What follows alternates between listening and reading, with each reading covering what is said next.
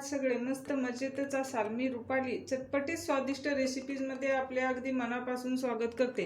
आता दिवाळी चालू होत आहे आणि दिवाळीमध्ये फराळाच्या पदार्थांमध्ये सर्वात आवडणारा पदार्थ म्हणजे चकली आणि चिवडा। चिवड्याची रेसिपी मी या अगोदरच शेअर केली आहे, तर आज आपण पाहणार आहोत चकली। चकली म्हटले की बरेच वेगवेगळे प्रकार येतात। भाजणीची ही चकली बनवली जाते, तर आज मी तुम्हाला मूग आणि मैद्यापासून चकली तयार करून दाखवणार आहे। चला तर मग आता त्यासाठी काय साहित्य घेतले ते पाहूया। या वाटीने 2 वाटी मैदा घेतला आहे, तीळ, चवीपुरते मीठ, हळदी पावडर, अर्धी वाटी मूग डाळ घेतली आहे आणि इथे मी चकली मसाला घेतला आहे। आता आपण चकली तयार करायला घेऊया। इथे मी या वाटीने 2 वाटी मैदा घेतला आहे। मैदा स्वच्छ चाळून घ्यायचा आहे।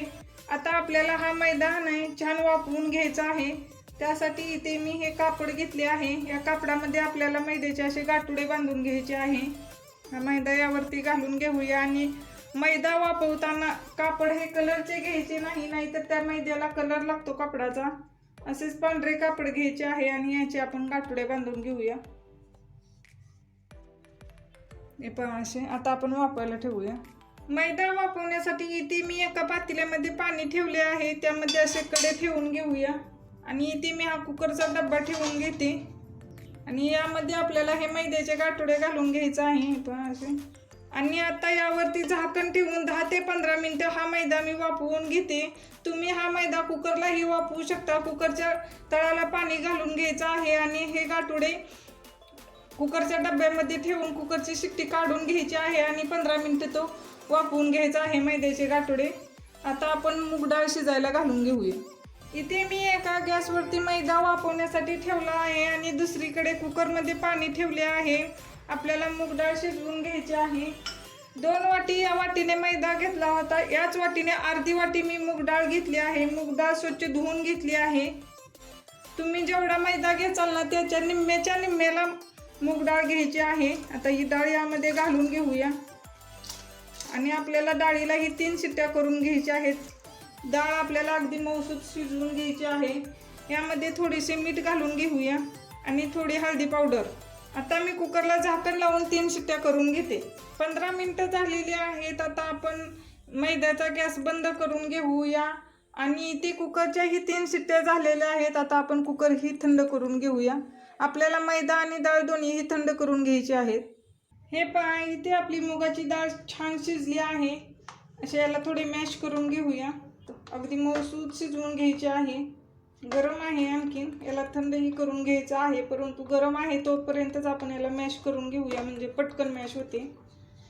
आता आपण हे बाजूला ठेवून घेऊया आणि इथे हे मैद्याचे गाठोडे ही छान असे वाफवून घेतले आहे, सोडून घेऊया। याचा असा गोळा तयार होतो, काढून घेऊया आपण आणि आपल्याला हा गोळा फोडून घ्यायचा आहे। लगेचच फुटतो। फोडून हे आपल्याला थंड करून घ्यायचं आहे। आता आपण हे थंड करून घेऊया। आता या मैद्याच्या गाठी मी असे मॅशरने फोडून घेते। तुम्ही ग्लासनेही असे घासून घेऊ शकता, म्हणजे पूर्ण गाठी फुटतील। हे पहा इथे मी सर्व गाठी फोडून घेतल्या आहे मैद्यामधील। आता आपण हा मैदा चाळून घेऊया, म्हणजे बारीक ही राहिलेल्या गाठी पूर्ण फुटतील। पहा इथे मी चाळून ठेवली आहे एका भांड्यावरती आणि मैदा आपल्याला थोडा थोडा करून पूर्ण चाळून घ्यायचा आहे। हे पहा इथे मी मैदा चाळून घेतला आहे, एकही गाठ ठेवली नाही। आता मी तुम्हाला चमच्याच्या सहाय्याने दाखवते।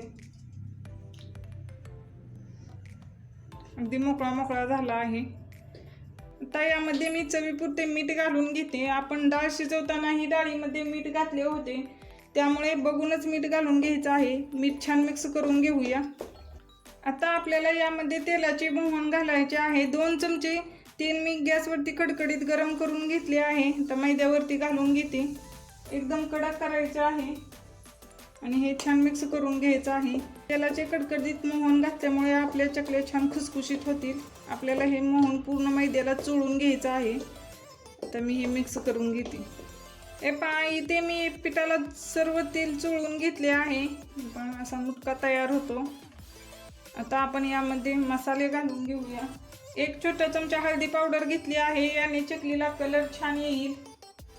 2 चमचे तीळ घेतले आहेत आणि इथे मी चकली मसाला घेतला आहे। हा मसाला पूर्ण घालून घेते। तुम्ही याऐवजी लाल मिरची पावडर, धने पावडर, जिरे पावडर, ओवा पावडर घालून ही चकली तयार करू शकता. आता हे छान मिक्स करून घेऊया आपण. हे पहा, इथे सर्व मसाला मी मिक्स करून घेतला आहे. चकली मसाल्यामध्येही तीळ असतात, परंतु मी वरून ही थोडे तीळ घातले आहेत. चकली खाताना असे तीळ छान लागतात, म्हणून वरून थोडे तीळ घातले आहेत. आता हे मसाला छान मिक्स झाला आहे. आता आपल्याला पीठ मळून घ्यायचं आहे. ही मूग डाळ आहे ना, ती यामध्ये घालून घेते. निम्मीच मूग डाळ मी यामध्ये घालते. आपल्याला पाणी न टाकताच हे पीठ मळून घ्यायचं आहे. नंतर न शेवटी लागल्यास थोडे पाण्याचाही वापर करायचा आहे. तर मी ही मिक्स करून घेते. आता इथे मी ही राहिलेली ही मूग डाळ यामध्ये घालून घेते. पहा, पूर्ण मूग डाळ घालायची आहे. 2 वाटी मैद्यासाठी अर्धी वाटी मूग डाळ पुरेशी आहे. आता ही डाळ आपण मिक्स करून घेऊया. आता आपण हाताने याचा गोळा मळून घेऊया. पाणी घालण्याची अजिबात गरज नाही. मी याचा गोळा मळून घेते. आपल्याला गोळा हा घट्टसरच मळून घ्यायचा आहे. याचे पीठ जर पातळ झाले तर चकलीला काटे असे सुटणार नाहीत. हे पहा, इथे आपला गोळा मळून तयार आहे. मी पाण्याचा वापर अजिबात केला नाही. तुम्ही थोडे पाणीही वापरू शकता. आता झाकण लावून मी हा गोळा 10 मिनिटं सेट होण्यासाठी ठेवून देते. 10 मिनिटं झालेली आहेत. आता आपण झाकण उघडून पाहूया. पीठ एकदा मळून घेऊया. हे पहा, छान मस्त झाले आहे. आता आपण चकल्या पाडायला घेऊया. यातील थोडा पिठाचा गोळा मी काढून घेते आणि आपल्याला पीठ असे थोडे जास्त मळून घ्यायचं आहे, म्हणजे त्याचे तुकडे पडणार नाहीत. पाण्याचा हात घेण्याची अजिबात गरज नाही. आता ह्याला असे आकार देऊन घेते, म्हणजे आपल्याला असे साच्यामध्ये घालायला जरा सोपे जाईल. इथे मी हा चकलीचा साचा घेतला आहे. याला ब्रशच्या सहाय्याने आतून थोडे तेल चोळून घेते, म्हणजे पीठ असे चिटकणार नाही साच्याला.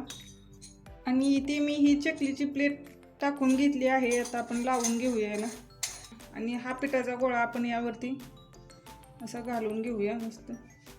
आणि आपल्याला शेवगा बंद करून घ्यायचा आहे. पहा, चकली पाडण्यासाठी इथे मी एक पेपर घेतला आहे. त्यावरती आपल्याला चकली पाडून घ्यायची आहे. आता आपण चकल्या पाडून घेऊया. पहा, पटकन पडतात आणि काटेही खूप छान चकलीला पडले आहे. ते पहा, मस्त अशा प्रकारे आपण, तुम्हाला जितकी मोठी पाहिजे तितकी तुम्ही चकली तयार करून घेऊ शकता. अजिबात तुकडा पडत नाही. आता दुसरीही दाखवते. अशा प्रकारे सर्व चकल्या मी पाडून घेते. पहा, आणि याची तोंड बंद करायची आहे, नाही तर ते तेलामध्ये असे विरघळतात चकल्या. हे पहा, इथे मी अशा प्रकारे चकल्या पाडून घेतल्या आहेत. खूप मस्त झाल्या आहेत आणि उचलतात ही बघा पटकन. आता आपण ह्या चकल्या तळून घेऊया. इथे मी चकली तळण्यासाठी तेल गरम करून घेतले आहे. आता एक एक करून अशा चकल्या तेलामध्ये सोडून घ्यायच्या आहेत. मी 2च चकल्या टाकल्या आहेत. जास्त जर चकल्या टाकल्या तर चकल्या विरघळू शकतात. आता मीडियम गॅसवर आपण या चकल्या छान तळून घेऊया. हे पहा, इथे आपली चकली अशी फुगून वरती येऊ लागली आहे. लगेचच चकली पलटी करायची नाही. गॅस मिडियमच ठेवायचा आहे आणि मिडियम गॅसवर आपल्याला चकली छान तळून घ्यायची आहे. आता 1 मिनिट मी खालच्या साईडने चकली तळून घेते आणि नंतर आपण पलटी करूया. हे पहा, इथे 1 मिनिट झालेलं आहे. आता मी चकली पलटी मारून घेते. मस्त तळत आहे आणि खालच्याही साईडने छान आपण चकली तळून घेऊया. इथे आपली चकली तळून तयार आहे. मस्त तळली आहे. तेलही छान शांत झाले आहे. याचाच अर्थ आपली चकली छान तळली आहे. आता मी या चकल्या काढून घेते.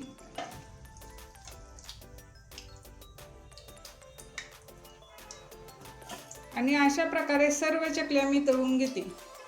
चला तर मग इथे आपली एकदम खमंग, खुसखुशीत आणि तितकीच टेस्टी अशी मैदा व मूग डाळीची चकली बनवून तयार आहे. तुम्ही ही चकली या दिवाळीनिमित्त नक्की ट्राय करा आणि कशी झाली ती कमेंटमध्ये सांगायला विसरू नका.